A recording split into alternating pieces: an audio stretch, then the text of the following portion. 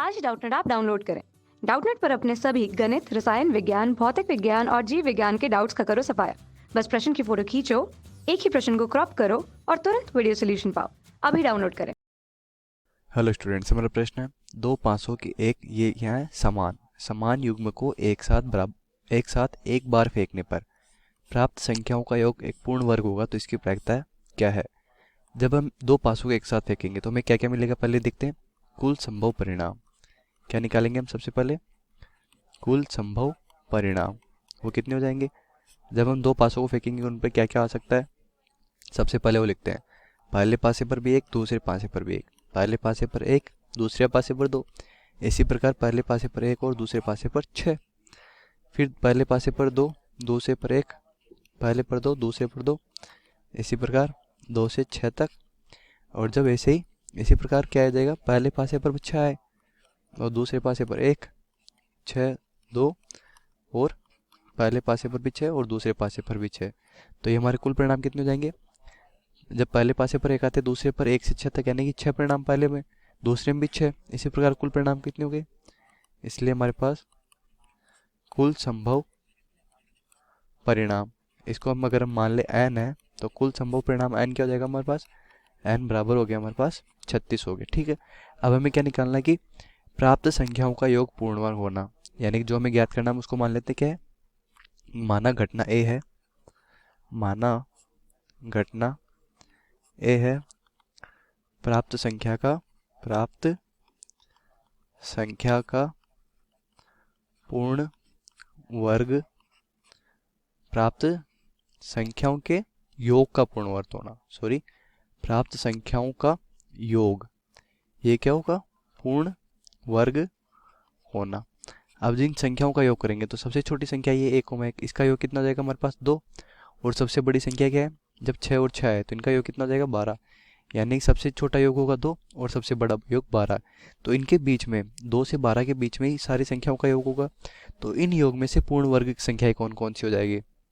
तो पूर्ण वर्ग संख्या कितनी हो जाएगी, 2 का वर्ग यानी 4 हो जाएगा। तो घटना, इसलिए घटना एक के अनुकूल परिणाम निकाल लेते हैं। घटना एक के अनुकूल परिणाम, यानी कि हमें पूर्ण वर्ग संख्या निकालनी किस किस के बीच में, 2 से और 12 के बीच में। किसके बीच आएगी, यह आएगी 2 से 12 के बीच। 2 से 12 के बीच में कौन कौन सी पूर्ण वर्ग संख्या होती है, वो होती है हमारे पास 4, यानी 4 किसका पूर्ण वर्ग है, 2 का वर्ग होता है 4। वैसे 3 का वर्ग कितना हो जाएगा 9 और 4 का वर्ग 16, लेकिन वो 12 के बीच में नहीं, यानी कि घटना एक के अनुकूल परिणाम हो गया हमारे पास 2। अब 4 और 9 है, अब 4 और 9 के बीच कौन कौन सी, अब देखते हैं। जब पहले पासे पर कितना है, 1 आए और दूसरे पासे पर 3 आए तो इसमें भी संख्या का योग कितना हो जाएगा, 4 हो जाएगा। अब देखते हैं संख्याओं का योग 4 कब होगा, यानी कि दोनों पासों पर प्राप्त संख्याओं का योग वो कितना हो हमारे पास 4 होगा। तो उसके अनुकूल परिणाम कितने हो जाएंगे, जब पहले पासे पर 1 आए, दूसरे पर 3 आए, पहले पासे पर 2 आए, दूसरे पर भी 2 आए, और पहले पासे पर 3 आए, दूसरे पर भी 1 आए, यानी कि हमारे पास कुल संभव परिणाम कितने हो गए योग 4 आने के।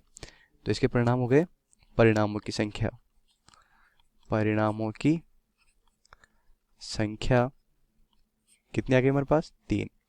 अब क्या है, अनुकूल परिणाम क्या है, जब घट पूर्ण वर्ग संख्या का योग कितना आ रहा है, पूर्ण वर्ग योग हो रहा है 9।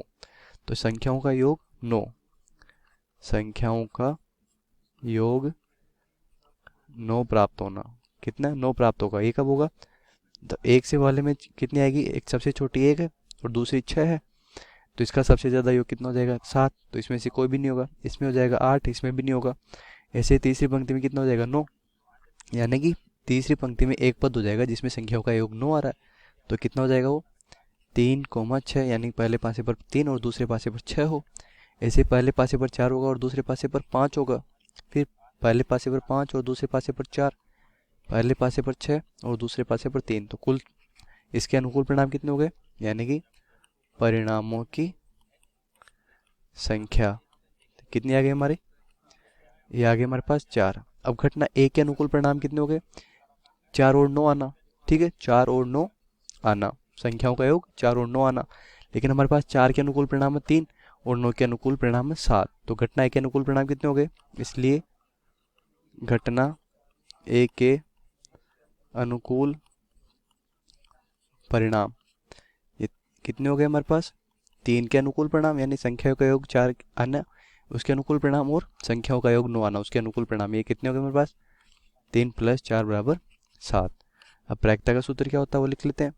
प्रायिकता P बराबर होता है हमारे पास अनुकूल परिणाम, यानी कि अनुकूल परिणाम बटे कुल संभव परिणाम बटे वे कुल संभव परिणाम। अब हमारे पास अनुकूल परिणाम कितने हैं, 7 है, और कुल परिणाम कितने हैं, 36। यानी जब भी दो पासों को एक साथ फेंकेंगे तो कुल कितने संभव परिणाम होते हैं, 36।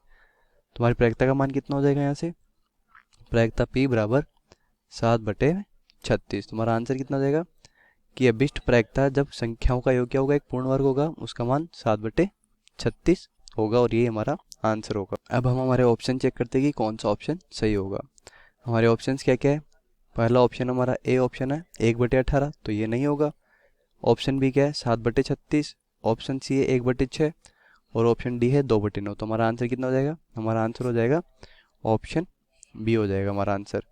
इसलिए हमारा आंसर क्या है, ऑप्शन बी, जिसका मान क्या है 7/36। तो उम्मीद आपको प्रश्न समझ आया होगा। धन्यवाद।